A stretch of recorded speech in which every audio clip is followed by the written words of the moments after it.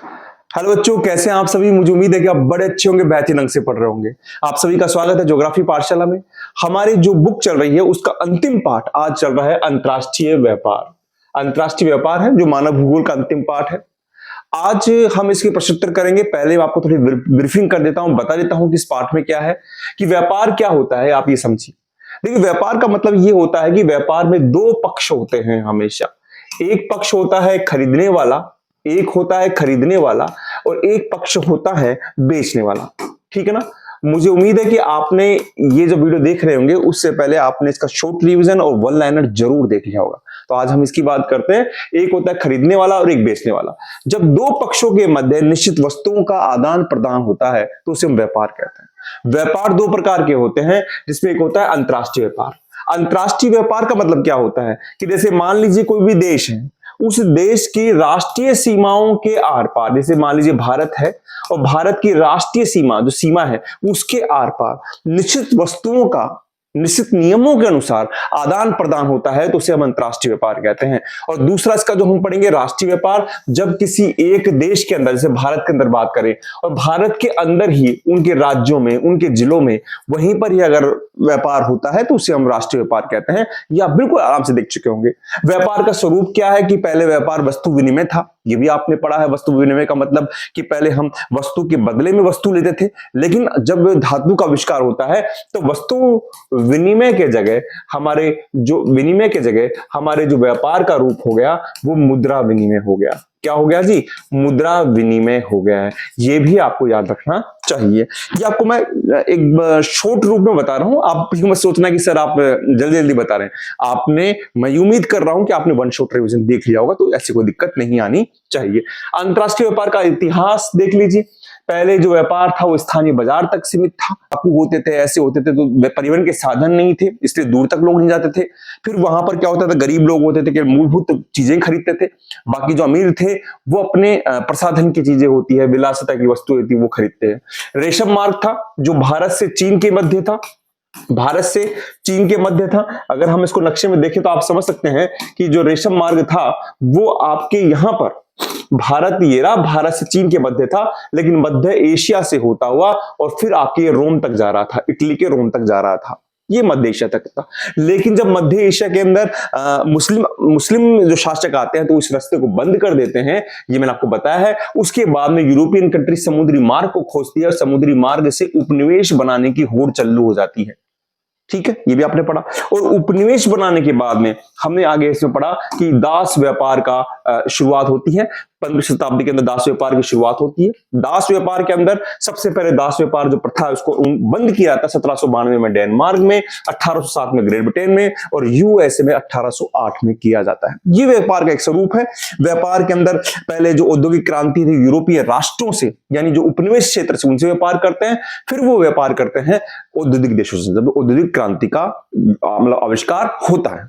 ठीक है, अब देखिए यहां पर हम पहला क्वेश्चन लेते हैं। पहला क्वेश्चन देखिए, आपके पास में यहां पर वही घड़ी के हिसाब से काम करते हैं। तो आप देख लीजिए पहला क्वेश्चन क्या है। पहला क्वेश्चन हमारे पास में आया है कि माफ कीजिएगा, हाँ जी, विश्व व्यापार संगठन का उद्भव कब हुआ? 1995 तक मैं व्यापार तक जा चुका हूं। अब विश्व व्यापार संगठन कैसे बना है ये आपको बिल्कुल मालूम होगा, हम बात भी कर लेंगे। 1999 में, 2001 में या 2013 में कब इसका उद्भव होता है? आपका समय शुरू होता है। अब आप सोचिए, WTO की बात हो रही है कि WTO का उद्भव कब होता है। ठीक है, तो आप बताइए कब उद्भव होता है। आपने इसका आंसर देख लिया होगा, कर लिया होगा। देखिए, मैं अगर इसकी थोड़ी सी अगर विस्तार से बात करूं तो आप समझिए कि WTO से पहले जब मैंने बताया कि विश्व व्यापार जो था ना बेटा, व्यापार अब औद्योगिक देशों में होने लगा, यानी अब आपके पास में वैश्वीकरण का युग आ रहा है। वैश्वीकरण का युग क्या होता है कि सारे विश्व की अर्थव्यवस्था खुल जाती है। पूरा विश्व क्या होता है, एक बाजार बन जाता है। अब यहां बाजार बन जाता है तो जो बड़ी अर्थव्यवस्था वाले देश होते हैं ना, वो तो विकास करते हैं, लेकिन छोटी अर्थव्यवस्था वाले देश उनका दम घुटने लगता है, क्योंकि क्या करते हैं, जैसे मान लीजिए बड़ी अर्थव्यवस्था वाले देश है, ये छोटी अर्थव्यवस्था वाले देश है। तो बड़ी अर्थव्यवस्था वाले देश क्या करते हैं, यहां से तो लेते हैं कच्चा माल और इस कच्चे माल को ले जाकर यहां पर अपनी फैक्ट्रियों के अंदर तैयार माल बनाते हैं, उसको पुनः यहां बेचते हैं। तो इस कारण छोटी अर्थव्यवस्था बर्बाद हो रही है। तो इस कारण क्या किया जाता है आप ये समझिए, इसके कारण ही 1948 के अंदर व्यापार के करों को निर्धारित करने के लिए, छोटी अर्थव्यवस्था वाले देशों को बचाने के लिए करों को निर्धारित करने के लिए एक समझौता किया जाता है, इसको कहते हैं गैट। गैट का मतलब होता है general, G for general, A for agreement, एक एग्रीमेंट होता है, trade and tariff, trade and tariff, ये एक समझौता होता है। तो general agreement trade and tariff होता है, इसको कहते हैं सामान्य प्रशुल्क व्यापार समझौता। हिंदी में क्या नाम है इसका? हिंदी में नाम है इसका, अपन यहां पर थोड़ा सा देख लेते हैं। हिंदी में इसका नाम है, यहां पर आप देख लीजिए,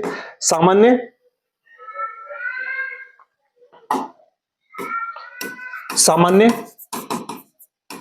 व्यापार प्रशुल्क समझौता। कब होता है? 1948 में होता है।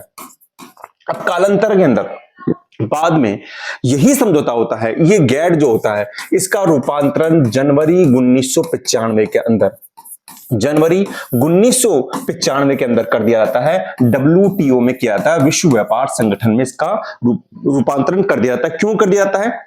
ये कर दिया जाता है मुक्त व्यापार को बढ़ाने के लिए, मुक्त व्यापार करने के लिए और व्यापारिक करों को निर्धारित करने के लिए WTO का स्थापना की जाती है। और इसका मुख्यालय कहां पर है? जिनेवा स्विट्जरलैंड में। मुख्यालय है जिनेवा स्विट्जरलैंड में। ठीक है जी, ये सब चीजें हमने पढ़ ली है। तो अब मुझे बताइए इसका आंसर क्या होगा? इसका आंसर आपने किया है 1995 जनवरी, तो आपका बिल्कुल सही है। ठीक है, WTO का। नेक्स्ट क्वेश्चन देखिए, विश्व का सबसे बड़ा स्थल रुद्ध पतन है। देखिए पतन क्या होता है, आपको ध्यान होना चाहिए। देखिए आप बात समझिए कि पतन क्या होता है। जैसे भारत का नक्शा देख लीजिए आप, तो पतन क्या होता है? समुद्र तट के पास में एक ऐसे स्थान होते हैं जहां पर सामान जो समुद्र के द्वारा जो व्यापार किया जाता है, और समुद्र के द्वारा व्यापार किया जाता है तो सामान को उतारा जाता है, यहां पर सामान को छुड़ाया जाता है और फिर इसके बाद में ये अंदर के जो स्थान है वहां पर इसका व्यापार किया जाता है। इसको पतन कहते हैं। ठीक है ना। पतन अंतरराष्ट्रीय, चूंकि अंतरराष्ट्रीय व्यापार हो रहा है तो पतन क्या होते हैं? अंतरराष्ट्रीय व्यापार के प्रवेश मार्ग होते हैं। अंतरराष्ट्रीय जो व्यापार है उनके प्रवेश मार्ग होते हैं। कौन होते हैं? पतन होते हैं। ये ध्यान रखना आपको। तो सबसे बड़ा पतन Singapore, London, San Francisco, Manila. अब ये देखिए सर कहां पर है, आप इसको भी दिखाइए सर। तो देखिए मैंने क्या बताया आपको? लंदन बताया। लंदन कहां पर है? देखिए आप लंदन की बात करें तो लंदन आपका यहां पर है। ठीक है जी। फिर मैंने बताया आपको सिंगापुर बता दिया, आपका सिंगापुर भी कहां आ जाएगा? आपका सिंगापुर भी आपका यहां पर आ जाएगा। आपका मनीला कहां आ जाएगा? ये फिलीपींस से मनीला यहां पर आ जाएगा। और सैन फ्रांसिस्को जो है आपका, वो आएगा आपका यहां पर आ जाएगा। सैन फ्रांसिस्को आपका यहां पर आ जाएगा। सैन फ्रांसिस्को और लॉस एंजल्स है। ठीक है, तो ये विश्व का सबसे बड़ा स्थल रुद्ध पतन है, सैन फ्रांसिस्को। ठीक है, तो इसका उत्तर हो जाएगा सैन फ्रांसिस्को। होक्स्टर नोट्स में नहीं मिला हो तो आपको ध्यान रखना है, विश्व का सबसे बड़ा स्थल रुद्ध पतन सैन फ्रांसिस्को है। स्थल रुद्ध का मतलब जो समुद्र से दूर हो और चारों ओर वाटर बॉडी से थोड़ा दूर होता है और वो थोड़ा सा स्थल भाग की तरफ होता है, इसको कहते हैं सैन फ्रांसिस्को, सबसे बड़ा स्थल रुद्ध पतन। क्वेश्चन नंबर 3, निम्न में से कौन सा मार्ग पतन है? कौन सा मार्ग पतन है? देखिए हम पतन के बारे में थोड़ा सा विस्तार से पढ़ लें, ज्यादा अच्छा रहेगा। हम देखिए पतन के बारे में पढ़ते हैं, आप समझिए पतन के बारे में। यहां पर आप इसके बारे में आप यहां पर देखेंगे कि पहली बात तो देखिए आप देखिए पतन और बंदरगाह क्या होते हैं। देखिए पतन और बंदरगाह दो शब्द आते हैं, बेटा ध्यान सुनना। पतन और बंदरगाह दोनों ही अलग अलग हैं। कैसे अलग अलग है? कि पतन जो होते हैं ना बेटा, पतन मानव निर्मित होते हैं जबकि बंदरगाह प्राकृतिक होते हैं। अब चूंकि पतन मानव निर्मित है, दोनों का काम तो वही है कि समुद्र के पास में होंगे, यहां पर होंगे, स्थल भाग के पास में होंगे, जहाज आएंगे, सामान उतारेंगे, फिर उतारने के बाद इन सामानों को हम बाकी जो भी राज्य हैं, जो भी स्टेट है, वहां पर ले जाएंगे रेल मार्ग के द्वारा, सड़क मार्ग के द्वारा। वो सीधा सा काम है। लेकिन पतन क्या होते हैं? मानव निर्मित होते हैं, जबकि बंदरगाह प्राकृतिक होते हैं। पतन मानव निर्मित होते हैं तो इनकी गहराई क्या होती है? कम होती है जी, जबकि बंदरगाह प्राकृतिक होते हैं, इनकी गहराई क्या होती है? अधिक होती है। ये भी सीधी सी बात है। और पतन में जहाज आते जाते रहते हैं, ज्यादा लंबे समय के लिए रुकते नहीं, क्योंकि गहराई कम होती है, जबकि बंदरगाह में जहाज लंबे समय तक रहते हैं। ठीक है। अब एक आता है कि पतन और पोताश्रय में क्या अंतर है, ये समझिए आप। पतन तो आप समझ गए, कि पतन में जहाज आते हैं, व्यापार के उद्देश्य से आते हैं, वहां पर सामान उतारते हैं, वहां पर सामान रखने के लिए गोदियां बनी रहती हैं, बड़ी बड़ी गोदियां बनी रहती, गोदाम बने रहते हैं। लेकिन पोताश्रय नाम से पता पड़ रहा है, पोत प्लस आश्रय, यहां पर जहाज सुरक्षा के लिए आते हैं, अपने सामान को सुरक्षित रखने के लिए यहां पर आते हैं। ठीक है जी। अब देखिए, पत्तन और बंदरगाह अंतरराष्ट्रीय व्यापार के प्रवेश मार्ग होते हैं। इन पत्तनों द्वारा यात्री, अब पत्तन बंदरगाह को दोनों के साथ पढ़ रहे हैं हम, इन द्वारा पत्तनों यात्री और माल का व्यापार किया जाता है, माल को लादा जाता है, उतारा जाता है। ठीक है, ये सब चीजें यहां पर आती हैं। और आप देखेंगे पृष्ठ प्रदेश, देखिए पृष्ठ प्रदेश क्या होता है ये भी समझिए आप। कोई भी पतन होता है, जैसे मान लीजिए हम पतन की बात करें, तो पतन जितनी क्षेत्र तक अपनी सेवाएं उपलब्ध करवाता है, जितनी क्षेत्र तक अपनी सेवाएं उपलब्ध कराता है, उसे हम क्या कहते हैं, उस पतन का पृष्ठ प्रदेश कहते हैं। क्या कहते हैं? पृष्ठ प्रदेश कहते हैं। और क्वेश्चन क्या है, देखिए कि निम्न में से कौन सा मार्ग पतन है, निम्न में से हम कौन सा मार्ग पतन, ये हम देखते हैं। ये आप देखिए, आप इसको यूं समझिए, मैं इसको आपको यहां पर समझाता हूं कि मान लीजिए लंबी दूरी को तय करने पर, लंबी दूरी को तय कर रहे हैं, भारत से कर रहे हैं, कहीं पर कर रहे हैं, और वहां पर लंबी दूरी तय करनी है आपको, एक जहाज जाएगा लंबी दूरी तक तय करता हुआ जा रहा है। ठीक है, तो कुछ पतन होते हैं, एक बीच में स्थान होता है जहां पर जहाज रुकते हैं, ईंधन भराते हैं, पानी पीने का पानी लेते हैं, खाद्य सामग्री लेते हैं, उसे हम क्या कहते हैं, मार्ग पतन कहते हैं। क्या कहते हैं? मार्ग पतन कहते हैं, या हम उसको विश्राम पतन भी कहते हैं। क्या कहते हैं? विश्राम पतन कहते हैं। जैसे मान लीजिए यहां से कोई जहाज जा रहा है लंबी दूरी पर, तो यहां पर एक पतन होगा जिसका नाम है अदन। जो अदन क्या होगा, वो एक मार्ग पतन होगा। यहां पर अगर एक पतन आएगा जिसका नाम है होनोलुलु, कहां पर? हवाई द्वीप समूह पर, तो वो क्या होगा, यहां से जब घूमकर जहाज आएगा तो वहां पर क्या करेगा, वो एक रुकने का स्थान है जहां पर जहाज रुकते हैं, आपके लिए ईंधन लेते हैं या फिर आपके लिए पेट्रोल लेते हैं, तो उसे कहेंगे हम मार्ग पतन कहेंगे। ठीक है, तो ये अदन हो गया, होनोलुलु हो गया, एक सिंगापुर भी आ जाएगा। अब आपका क्वेश्चन देखिए आप क्या है, निम्न में से कौन सा मार्ग पतन है? Tripoli, Abadan, Kochi, Honolulu. आपके पास में समय शुरू होता है। अब आप इसका उत्तर बताइए। मैंने सारी चर्चा कर दी है, पतन बंदरगाह क्या होते हैं, आप इसका उत्तर बताइए कि क्या इसका आंसर होगा। आपने देख लिया होगा इसका आंसर क्या होगा। देखिए, त्रिपोली। सर त्रिपोली, अबादान, जो दोनों पतन है ना, ये दोनों पतन तेल पतन है। ये कौन से पतन है? तेल पतन है। पतनों के प्रकार हैं, मार्ग पतन पढ़ लिया। अब तेल पतन क्या होंगे? ये तेल पतन का नाम ही पता पड़ रहा है, ये तेल शोधन पतन होते हैं, जहां पर तेल का शोधन किया जाता है, उनका भंडारण किया जाता है और उनका परिवहन किया जाता है। जिनमें से एक तो है आपके वेनेजुएला में पतन है, वेनेजुएला में, मैं नाम बता देता हूं पूरे एक साथ। वेनेजुएला में है, उसका नाम है एसखीरा, खीरा। वेनेजुएला में जो पतन है उसका नाम है माराकाइबो, माराकाइबो। ठीक है जी। आपके जो टूनिशिया है, वहां पर जो पतन है उसका नाम है एसखीरा। और फिर एक है त्रिपोली और एक है अबादान, मध्य पश्चिम। ये दोनों क्या तेल पतन है। कोच्चि और एक कारवाड़ आएगा, कोच्चि और एक कारवाड़ उड़ाएगा। कोच्चि और कारवाड़ क्या होता है बेटा, ये दोनों क्या होते हैं, ये दोनों आप समझ लीजिए, ये दोनों नौसेना पतन है। ये नौसेना पतन है। अब नौसेना पतन क्या होते हैं? ये पतन ऐसे पतन होते हैं जहां पर जहाजों की मरम्मत की जाती है, नौसेना के हिसाब से महत्वपूर्ण होते हैं, सामरिक महत्व के होते हैं। तो कोच्चि और कारवाड़ दोनों क्या है? नौसेना पतन है। जबकि होनोलुलु क्या है? आपका मार्ग पतन है। अगर आपने होनोलुलु किया होगा तो आपका आंसर सही है।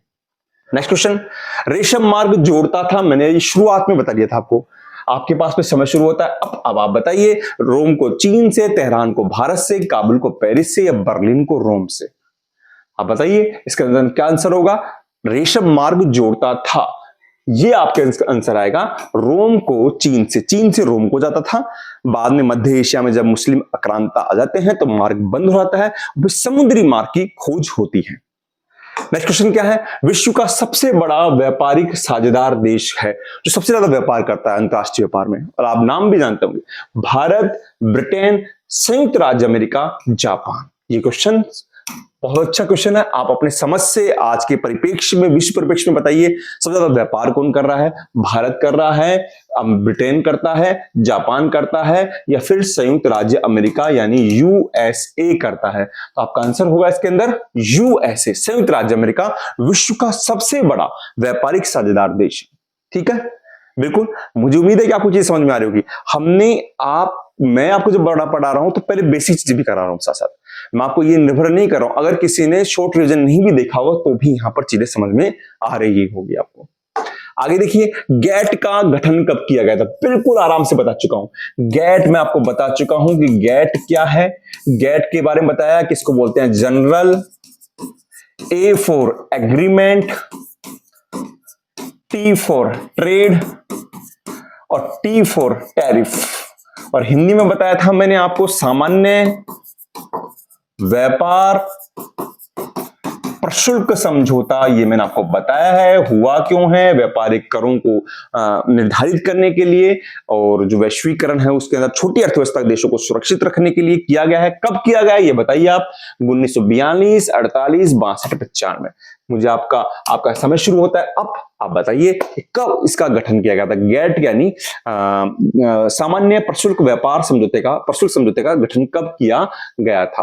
और आपका आंसर मुझे पता होगा, आपने कर लिया होगा, 1948। और 1995 में क्या हुआ था, 1995 में इस गैट को क्या बना दिया गया था, WTO बना दिया गया था। आई रिपीट, इस गैट को 1948 में WTO बना दिया गया था। ठीक है, WTO क्या है, विश्व व्यापार संगठन है, इसका मुख्यालय जिनेवा के अंदर है, ये मैं आपको बता चुका हूं।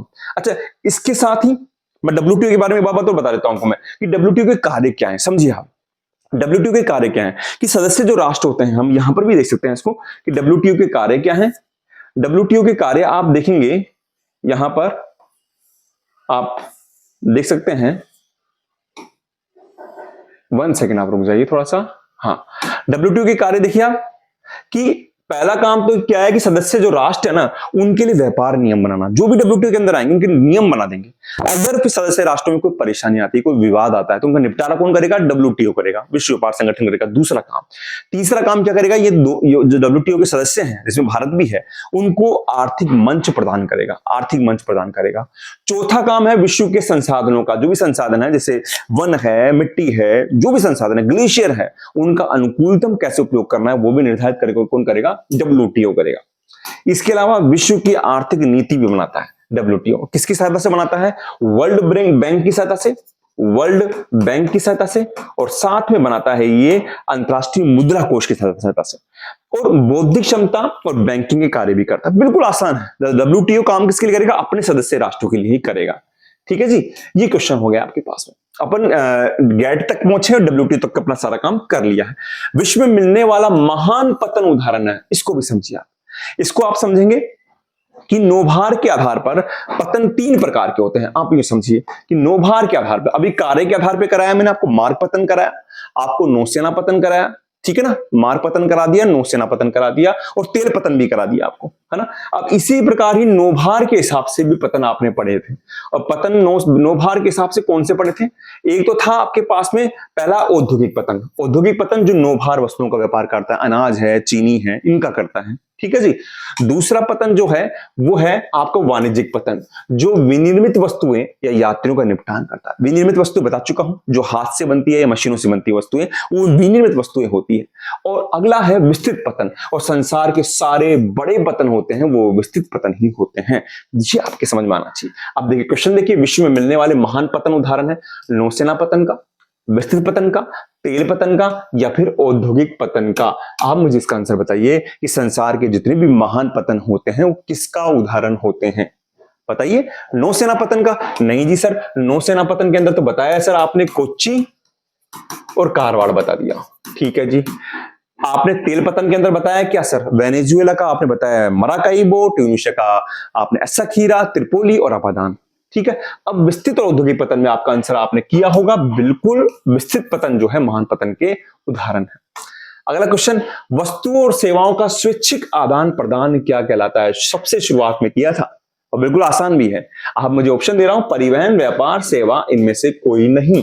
आप मुझे इसका आंसर बताइए कि वस्तुओं और सेवाओं का अगर स्वैच्छिक आदान प्रदान करते हैं, हम स्वैच्छिक आदान प्रदान करते हैं, इधर से वस्तुएं जा रही है, इधर से वस्तुएं आ रही है, तो उसे हम क्या कहेंगे? निश्चित नियमों के अनुसार जो हो उसे कहेंगे हम व्यापार कहेंगे। और व्यापार के अंदर आप खास बात ध्यान रखिए बेटा, व्यापार जब ही अच्छा होगा जब सेवाओं का आदान प्रदान दोनों तरफ से हो। अगर व्यापार के सिद्धांत पढ़ेंगे इसमें 2 हैं, एक तो है पूरकता, हस्तांतरितता, है ना। और उसमें क्या होता है कि पूरकता होनी चाहिए, दोनों देश एक दूसरे में निर्भर होना चाहिए। ये नहीं कि ये देश जो है, ये देश बार बार वस्तुएं बेच रहा है इधर, है ना, इधर वस्तुएं बेचे जा रहा है लेकिन खरीद नहीं रहा है, तो भैया इसकी अर्थव्यवस्था तो चौपट हो जाएगी। तो दोनों ही चीजें होनी चाहिए, व्यापार के सिद्धांत के अंदर ये होना चाहिए, दोनों तरफ मुद्रा का भी प्रभाव होना चाहिए और वस्तु का प्रभाव भी होना चाहिए। अगला क्वेश्चन, डब्ल्यूटीओ का मुख्यालय क्या है? ये क्वेश्चन तो बड़ी बार आया हुआ है, कई बार आया हुआ है। Colombo, Geneva, Kathmandu, Paris. आप मुझे बताइए क्या इसका आंसर होगा। डब्ल्यूटीओ का मुख्यालय, सब बातें हो चुकी है, विश्व व्यापार संगठन है, गेट के स्थान पर बना है, जनवरी 1995 में बना है, जिनेवा स्विट्जरलैंड इसका मुख्यालय आपने कर लिया होगा। इसका मुख्यालय कहां पर आएगा? जिनेवा स्विट्जरलैंड में इसका मुख्यालय आ जाएगा। नेक्स्ट क्वेश्चन क्या है? कोलकाता पतन किस नदी पर स्थित है? अब यहां पर आप समझिए, पतन के मैंने आप देखिए पतन के प्रकार करा रहा हूं, पतन के प्रकार प्यारे के आधार पर कराया मैंने आपको। इसमें कराया मार्ग पतन, जिसमें कराया आपको तेल पतन, जिसमें कराया नौसेना पतन, एक बच गया फेरी पतन, वो भी करा देंगे अभी आपको, है ना। एक पतन कराया मैंने आपको, मतलब आपको मैंने एक पतन कराया, वो है नौभार के हिसाब से, वाणिज्यिक, आपके औद्योगिक और एक आपके विस्तृत।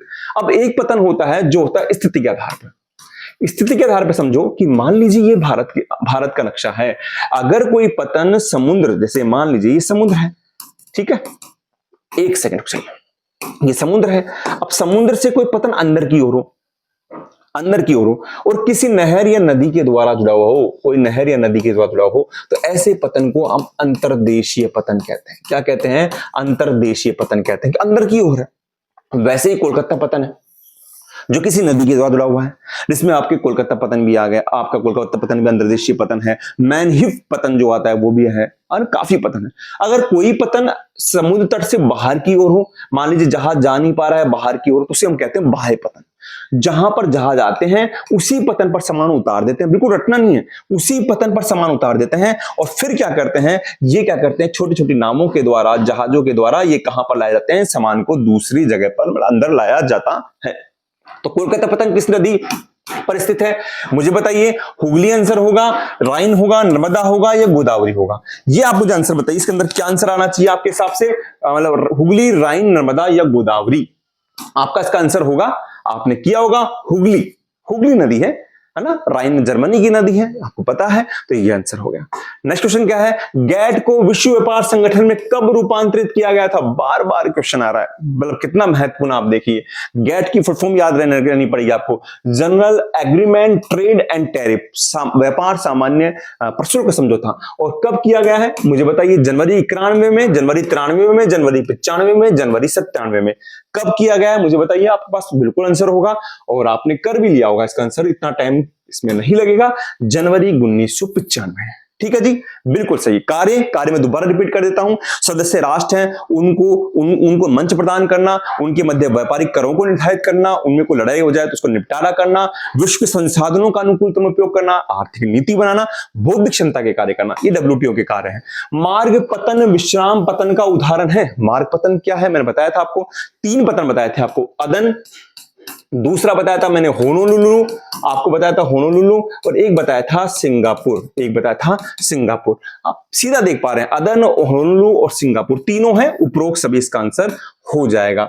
अगर आप देखना भी चाहते हैं कि सर कहां पर है, तो मैं आपको बता देता हूं जिससे आपको याद रहे कि देखिए अदन तो कहां पर है, अदन आपका यहां पर आ गया, आपका होनोलुलु कहां पर आ गया, होनोलुलु यहां पर हो गया, और आपका सिंगापुर आपका यहां पर आ जाएगा, यहां पर सिंगापुर आपका आ जाएगा। ठीक है जी। अब देखिए अगला क्वेश्चन क्या है? अगला क्वेश्चन है वे एकत्रण केंद्र, ये रह गया था, वे एकत्रण केंद्र जहां पर विभिन्न देशों से निर्यात करने के लिए वस्तुएं लाई जाती है। हमने मार्ग पतन भी पढ़ लिया था सर, आपने बता दिया, मैं तीनों बता देता हूं आपको। मार्ग पतन भी कर लिया था आपने सर, तेल पतन भी कर लिया, तेल पतन भी आपने करवा दिया है आपने, इसके अलावा आपने तेल पतन भी हो गया, मार्ग पतन भी हो गया, अब आपके पास में नौसेना पतन भी करा दिया। अब 2 पतन और बच रहे हैं, एक तो है पैकेट स्टेशन क्या होता है और एक आंत्रपोपतन क्या होता है, ये दोनों समझिए। देखिए आंत्रपोपतन क्या होता है, ये समझिए कि वे एकत्रण केंद्र जहां पर विभिन्न देशों से निर्यात के लिए वस्तुएं लाई जाती हैं, विभिन्न देशों से निर्यात के लिए वस्तुएं लाई जाती है, उन्हें हम कहते हैं आपके आंत्रपोपतन। हम यहां पर इसको आराम से देख सकते हैं, आप देखिए यहां पर आपके पास में आ जाएगा आंत्रपोपतन, ये देखिए यहां पर यहां पर, है ना। तो आंतरिक आ जाएगा। आंतरिक क्या होते हैं कि जहां पर निर्यात के लिए वस्तुएं लाई जाती है, निर्यात के लिए वस्तुएं लाई जाती है, निर्यात के लिए। जैसे मान लीजिए हम बात करें एशिया में, बात करें तो आपका एशिया में बात करेंगे तो होनोलुलु क्या है, एक आंतरिक है, मार्ग पतन भी है और ये भी है। अगर आप यूरोप में बात करेंगे तो यूरोप में रोटरडम है, रोटरडम क्या होगा, एक आंतरिक है। और एक बाल्टिक देश में कोपेनहेगन है। अब आता है आपके पास फेरी पतन। फेरी पतन क्या होता है, आप इसको समझिए। फेरी एंड पैकेट स्टेशन या फेरी पतन क्या होता है, ये समुद्र में छोटी दूरियों को तय करने के लिए होते हैं। छोटी दूरियों को तय करने के लिए ये पतन होते हैं। कहां पर, समुद्र में पतन होते हैं, छोटी दूरी को तय करने के लिए। जैसे आपको अगर मैं यहां पर उदाहरण से समझाऊं, आप यहां पर समझिए, यहां पर आपको ज्यादा अच्छा समझ में आएगा। आप यहां पर देखते हैं, हम नक्शे में देखें, यहां पर देखिए, यहां पर आप नक्शे में देखेंगे,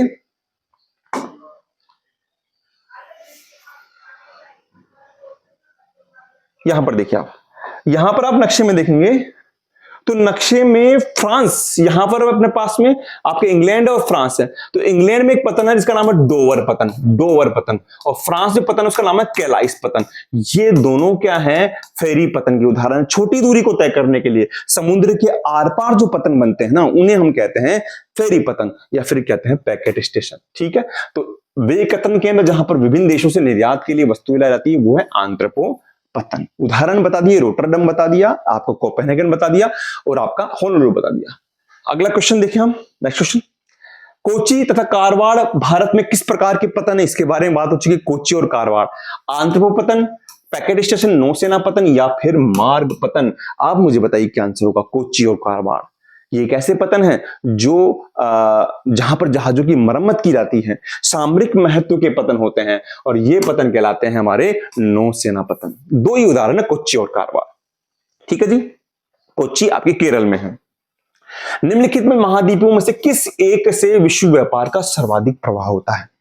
सर्वाधिक प्रवाह, मैंने बताया था साझेदार देश कौन था, संयुक्त राज्य अमेरिका था। अब संयुक्त राज्य अमेरिका कौन से महाद्वीप में आ रहा है, आप देख लीजिए, वही विश्व का सर्वाधिक प्रवाह करेगा, व्यापार का सर्वाधिक प्रवाह करेगा। अभी क्वेश्चन आया था, तो बताइए एशिया में करेगा, यूरोप में करेगा, उत्तरी अमेरिका में करेगा या अफ्रीका में करेगा। और इसका सीधा सा आंसर आ जाएगा आपके पास में उत्तरी अमेरिका, क्योंकि संयुक्त राज्य अमेरिका सर्वाधिक साझेदार देश है ना, तो यहीं पर इसका आंसर आ जाएगा। नेक्स्ट क्वेश्चन क्या है, सन 2016 में WTO के सदस्य देशों की संख्या कितनी थी। 1960, 1964, 170, 174। आप इसका बताइए। अगर आपने वीडियो में देखा होगा तो आपको बिल्कुल इसका आंसर याद होगा, बुक्स में भी दे रखा है, टेक्स्ट में भी दे रखा है कि 2016 में। और आपको पता है कि 1947 से भारत इसका सदस्य राष्ट्र भी रहा है, सदस्य राष्ट्र रहा है इसका, है ना। जो पहले स्थापना की उन राष्ट्रों के अंदर रहा है। और यहां पर इसका आंसर होगा 164। क्या रहेगा, 164 WTO के सदस्य थे 2016 में। नौभार के अनुसार पतनों का प्रकार मैंने बताया था आपको, है ना। तो औद्योगिक पतन, वाणिज्यिक पतन, विस्तृत पतन या उपरोक्त सभी। सर औद्योगिक पतन बताया था, और औद्योगिक पतन बताया था कि यहां पर नौ भार का होता है, नौ भार का। वाणिज्यिक पतन में होता है विनिर्मित वस्तुओं का परिवहन होता है, विनिर्मित वस्तुओं का। और विस्तृत पतन क्या होता है कि संसार के सारे जो महान पतन होते हैं ना, वो सब क्या होते हैं, आपके विस्तृत पतन होते हैं। जैसे एथेंस का यूनान है। ठीक है जी, आगे देखते हैं हम। ओपेक का मुख्यालय जिस शहर में स्थित है, देखो ये संगठन के ये टॉपिक कोर्स से हट चुका है, लेकिन फिर भी यहां पर है, बहुत महत्वपूर्ण है कि ओपेक जो है वो पेट्रोलियम उत्पादक देशों ने मिलकर संगठन बना है, और जिसका मुख्यालय कहां पर है, वियना है। और वियना किसकी राजधानी है, ऑस्ट्रिया की राजधानी है जी, ऑस्ट्रिया की, ऑस्ट्रेलिया की नहीं, ऑस्ट्रिया की राजधानी, ध्यान रखना, है ना। आगे यूरोप का देश है। आगे अलग अलग कीमत की वस्तुओं को दो देशों में विक्रय करने की प्रथा कहलाती है। बेटा ये एक तरीके से वैश्वीकरण जो व्यापार होता है, जिसको मुक्त व्यापार भी कहते हैं, उसका एक भाग है। वैश्वीकरण का मतलब क्या होता है कि संसार की सारी अर्थव्यवस्था को खोल देना। लेकिन इसमें फायदा तो होता है, इसमें नुकसान क्या होता है कि बड़ी अर्थव्यवस्था वाले जो देश होते हैं ना, पहला नुकसान क्या होता है, वो तो बड़े होते जाते हैं और छोटी अर्थव्यवस्था वाले देश बर्बाद हो जाते हैं। दूसरा क्या होता है कि यहां पर जब वस्तुएं वहां पर कम कीमत की बेच दी जाती है, आपके छोटी अर्थव्यवस्था वाले देशों में, मैं बताया था कि जैसे ये बड़ी अर्थव्यवस्था वाला देश है, ये छोटी है वाला है। तो बड़ी वाले क्या करते हैं, छोटी से कच्चा माल लेते हैं और तैयार माल को, जो तैयार माल होता है ना, उसको पुनः यहाँ बेच देते हैं, उद्योग करते हैं, वो सब क्या हो जाते हैं, नष्ट हो जाते हैं, घरेलू उद्योग धंधे नष्ट हो जाते हैं। तो डंप करना क्या कहलाता है, इसमें आता है डंप करना। और डंप करना का मतलब होता है कि जब लागत के हिसाब से नहीं, किसी भी कारण से किसी भी देश की अर्थव्यवस्था को चौपट करना हो, कैसे भी करना हो, लागत के हिसाब से नहीं बल्कि किसी भी कारण से अलग अलग कीमत की वस्तुओं को दो देशों में विक्रय करने की प्रथा क्या कहलाती है, डंप करना कहलाती है। ध्यान रखना आप इस बात को ना। नेक्स्ट क्वेश्चन, अंतिम क्वेश्चन, निम्न में से कौन सा एक अंतरराष्ट्रीय व्यापार का आधार नहीं है? राष्ट्रीय संसाधन भिन्नता, विदेशी निवेश की सीमा, भुगतान संतुलन या फिर परिवहन। क्या इसका उदाहरण नहीं है? और मैं आपको इसको बता भी देना चाहूंगा। यहां पर आप देखिए, आप इसको आराम से देख सकते हैं कि अंतरराष्ट्रीय व्यापार का जब इतिहास पढ़ रहे थे तो आपको ध्यान होना चाहिए कि अंतरराष्ट्रीय व्यापार के सिद्धांत दो हैं, तुलनात्मक लाभ है और एक आपका है पूरकता व स्थानांतरता। लाभ, तुलनात्मक लाभ का मतलब कि दोनों, भाई ये व्यापार कर रहा है, ए कर रहा है बी से, तो दोनों को कब लाभ, व्यापार कब करेंगे, जब दोनों को लाभ होगा। इसको इसे इससे खरीदेगा, ये इससे खरीदेगा, और पूरकता भी एक दूसरे में होनी चाहिए।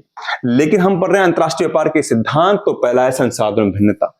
संसाधन भिन्नता का मतलब समझिए, मैंने आपको एक क्वेश्चन करवाया था, अगर आपको याद हो तो, पहले मैंने आपको बताया था, जब मैं आपको व्यापार करा रहा था, समुद्री मार्ग का करा रहा था, उसमें बताया था मैंने आपको, यहां पर है रियो डी जेनेरो और यहां पर है आपका, यहां पर आपका केप टाउन, इनके मध्य व्यापार नहीं होता है ना। व्यापार क्यों नहीं होता है? क्योंकि दोनों के मध्य संसाधन समान है।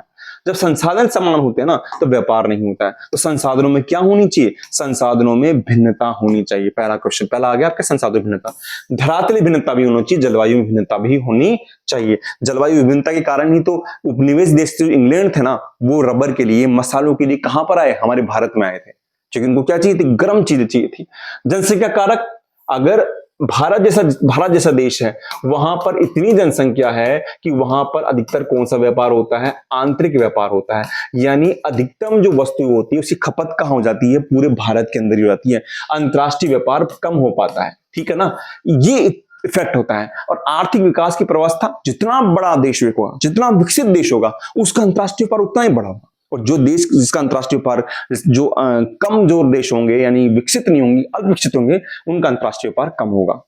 ठीक है जी।